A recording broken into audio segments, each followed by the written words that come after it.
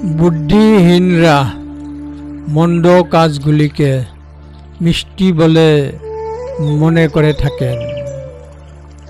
মন্দ ফল পাকানোর সাথে সাথে সে দুঃখে ডুবে যায়। ধম্মপদ 69।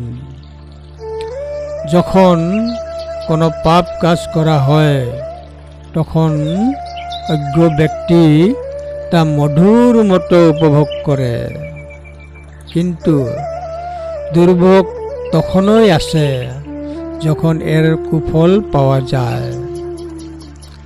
দুষ্ট কর্মের অপরিণত হলে বোকা মনে করে এটা মধুময়, কিন্তু মন্দ যখন পরিপক্ক হয় তখন বোকার কাছে আসে দুঃখ।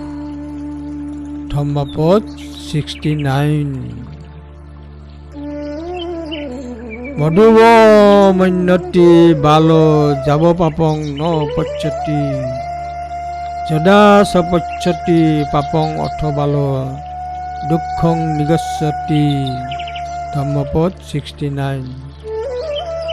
মধুব মন্যতি বালো যাব পাপং ন পচ্যতি যদা সপচ্যতি পাপং অথ বালো দুঃখং নিগচ্ছতি।